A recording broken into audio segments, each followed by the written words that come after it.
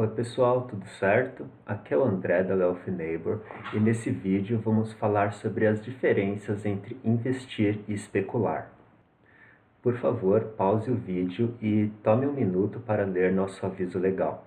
Se você concorda com todos os termos, vamos lá. Vamos começar com as definições de investir e especular. Primeiro, vou apresentar uma definição mais rigorosa e depois uma definição mais prática. Depois citar alguns exemplos para facilitar o entendimento entre a diferença desses dois termos e finalizar com algumas dicas para cada modalidade. Primeiro, investir. Eu peguei essa definição aqui da Wikipedia. Se vocês quiserem, podem pesquisar por conta própria. Eu vou ler aqui a definição para facilitar um pouco as nossas vidas. Então, investir. De modo geral, investir é alocar dinheiro ou às vezes algum outro recurso, como tempo, na esperança de receber algum benefício no futuro. Por exemplo, investir em bens duráveis, no mercado imobiliário, em fábricas para a manufatura de produtos, no desenvolvimento desses produtos e em pesquisa e desenvolvimento. Os pontos mais importantes aqui são investir, alocar dinheiro esperando algum benefício no futuro. Agora, especular, a mesma coisa, peguei a definição lá da Wikipédia. Especular é comprar um ativo, uma commodity, um bem ou um imóvel, com a esperança que esse bem vai se tornar mais valioso no futuro. Ainda em finanças, especular é a prática de participar de transações financeiras de alto risco numa tentativa de ter lucro com variações no curto prazo no preço de mercado de instrumentos financeiros, em vez de tentar ter lucro a partir das características desse instrumento financeiro, como por exemplo ganhos de capital, dividendos ou juros. Os pontos mais importantes aqui: especular é comprar um ativo financeiro com a esperança que vai se tornar mais valioso no futuro. E ainda é participar de transações financeiras de alto risco visando lucro a partir de variações de preço de mercado no curto prazo.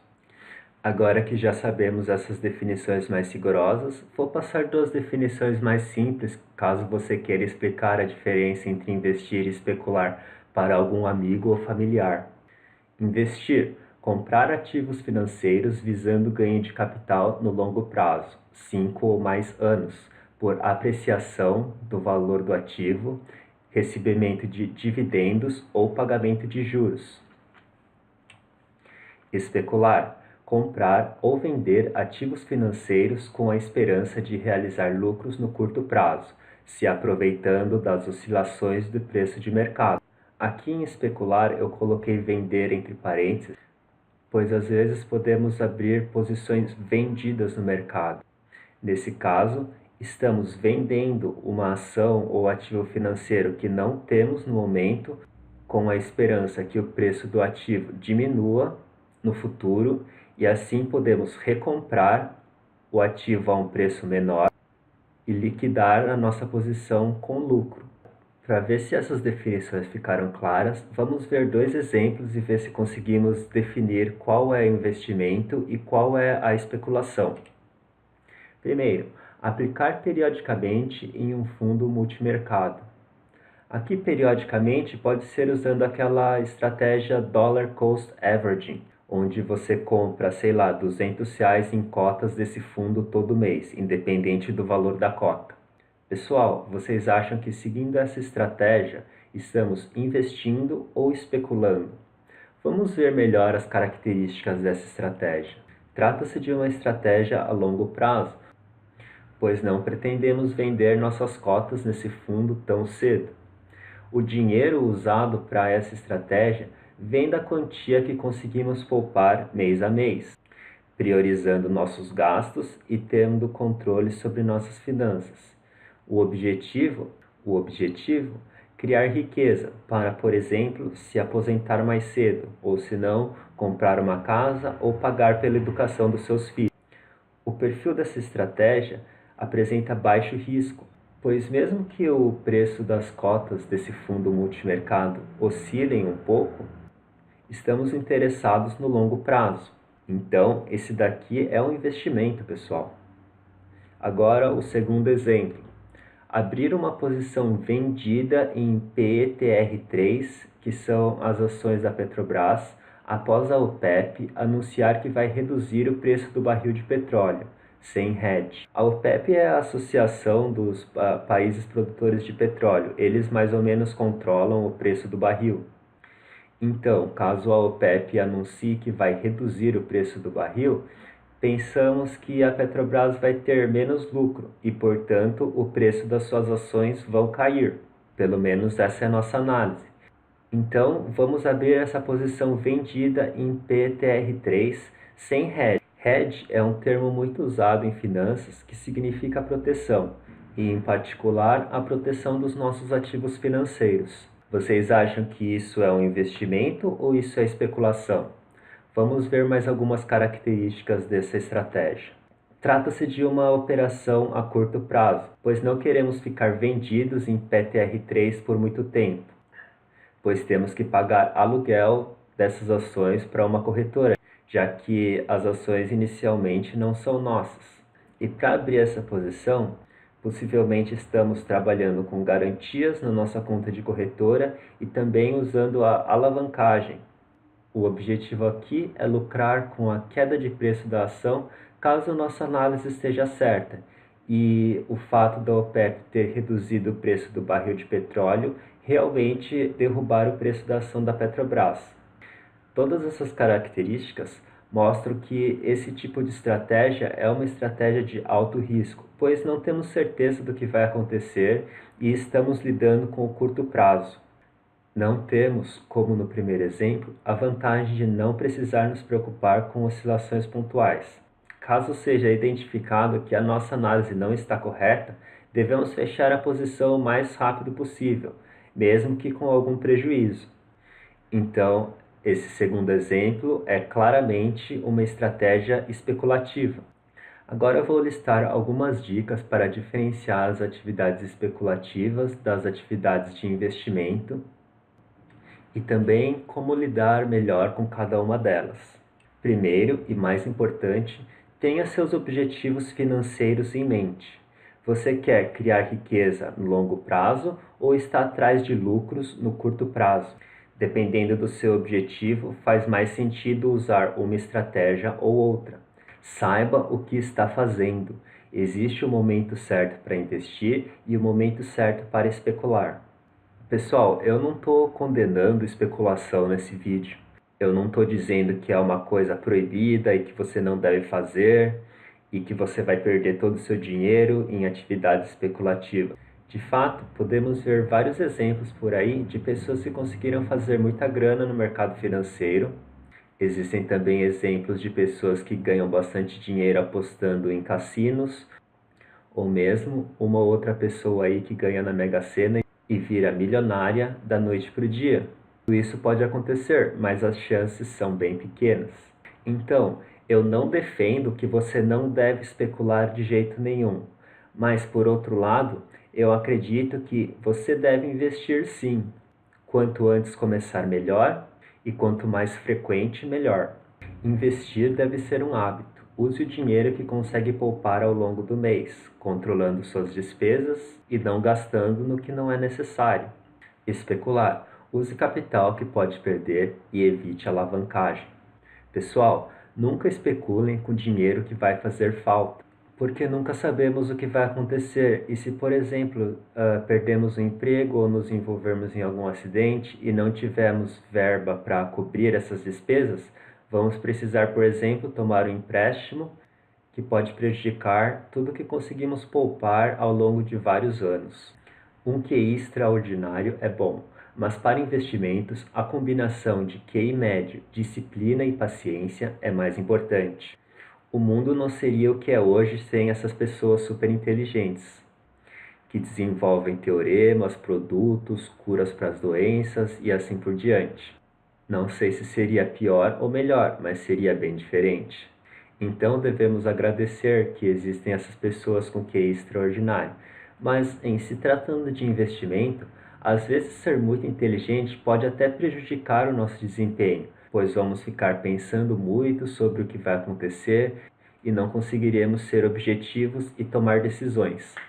Portanto, ter o QI médio, o suficiente para você pelo menos entender os investimentos ou os ativos financeiros que vai comprar, e essa combinação emotiva de disciplina e paciência é extremamente importante para que possamos ser bem-sucedidos, seja em atividades de investimento, seja em atividades especulativas. Saiba no que está investindo e especulando. Não compre coisas que não sabe como funciona. Muitas vezes comprar um investimento que você não tem ideia do que seja pode acabar te prejudicando no futuro. Então, pesquise, faça sua lição de casa e não seja preguiçoso. Pessoal, sem dúvidas, a melhor prática para a compra de investimentos é essa avaliação de ativos. É uma metodologia que tenta determinar o valor intrínseco de um ativo financeiro. Por exemplo, se você quer avaliar uma companhia como, por exemplo, a Embraer, então é bom saber todos os ativos e passivos que essa empresa tem, o inventório, com quanto de dívida eles trabalham ou qual é a alavancagem da empresa. Se familiarizar com os demonstrativos financeiros, fluxos de caixa em um histórico de 5 a 10 anos, verificar quanto a empresa costuma pagar em dividendos para seus acionistas e assim por diante. Pessoal, eu não vou mentir para vocês, a avaliação de ativos é um processo demorado e extremamente complexo, mas é muito valioso para identificar bons investimentos. E uma coisa importante, não importa quão espetacular um investimento parece ser, não compre investimentos sobrevalorizados. Pessoal, ROI é uma sigla em inglês que significa Return on Investment, ou o retorno sobre o investimento, que é calculado da seguinte forma: consideramos o lucro líquido dividido pelo custo do investimento. Então, quando pagamos muito caro por um investimento, o retorno sobre esse investimento vai ser pequeno. E uma pergunta: qual é a forma mais fácil de ganhar dinheiro? Não perder, certo? Essa fórmula aqui mostra o ganho necessário em porcentagem para compensar uma perda também em porcentagem, que é dada por y, o ganho, é igual ao x, a perda, dividido por 1 menos x dividido por 100. E a partir dessa fórmula, podemos deduzir que é necessário ganhar mais do que se perdeu em termos de porcentagem para compensar uma perda. Opa, mas espera aí, como você chegou a essa conclusão? Calma pessoal, vou mostrar aqui para vocês nesse gráfico. Aqui estamos assumindo um investimento inicial de R$100. O eixo X traz as perdas desse investimento em reais e o eixo Y as porcentagens. Esses pontos azuis mostram a porcentagem referente a uma perda em reais. Então, como o investimento é 100%, fica bem óbvio. Por exemplo, uma perda de R$20 em um investimento de R$100 equivale a uma perda de 20%. E uma perda de 40% em um investimento de R$100 equivale a uma perda de 40%. Pode-se observar que esses pontos azuis formam uma função linear entre a quantidade perdida e a porcentagem. Agora, os pontos vermelhos mostram a quantidade necessária para compensar a perda, ou seja, o investimento retornar ao valor inicial após uma perda. Então, por exemplo, após uma perda de R$20, que equivale a 20%, precisamos ganhar aí 22% em relação ao que sobrou, ou seja, R$80, para voltar ao investimento inicial, que eram R$100. Após uma perda de 40%, precisamos ganhar quase 65% para voltar aos R$100. E o último ponto do gráfico mostra que após uma perda de 50% do nosso capital inicial, precisamos dobrar essa quantia só para voltar ao que tínhamos antes. Pode-se ver que essa tendência vermelha não é linear, e plotando em um horizonte de quantia perdida maior, podemos ver que essa é uma curva exponencial. Quando sofremos perdas no mercado financeiro, Também sofremos aquela perda emocional que nos leva a pensar que não servimos para isso ou não servimos para nada, entrar em depressão, o que seja. Mas o ponto que eu queria chegar é que essa análise aqui mostra que tanto do ponto de vista matemático quanto do ponto de vista psicológico não é simples se recuperar de uma perda. Agora, para vocês que querem engajar em atividades especulativas, lembre-se que especular não é ruim em si, desde que você saiba o que está fazendo. Não especule quando acha que está investindo. Não trate especulação como uma carreira, caso não tenha o conhecimento e habilidade necessários. E, em atividades especulativas, não arrisque mais do que pode perder. Pessoal, especulação não é o vilão da história, não é ilegal e pode trazer muito dinheiro sim, mas sempre esteja ciente dos riscos que está tomando, tenha um plano e siga-o à risca. Com isso, chegamos ao final desse vídeo, pessoal. Recapitulando, vimos aqui as principais diferenças entre investimentos e especulação. Basicamente, as maiores diferenças são duas: o horizonte de tempo e a quantidade de risco que vai tomar. Então, atividades de investimento são a longo prazo e trazem relativamente menos risco, e atividades especulativas são a curto prazo e trazem relativamente mais risco do que as atividades de investimento. Não existe vilão ou mocinho na história e cada atividade tem o seu lugar e o seu tempo certo, desde que você saiba o que está fazendo. Espero que a diferença tenha ficado clara e que vocês tenham gostado do vídeo, pessoal. Obrigado por terem assistido e até a próxima!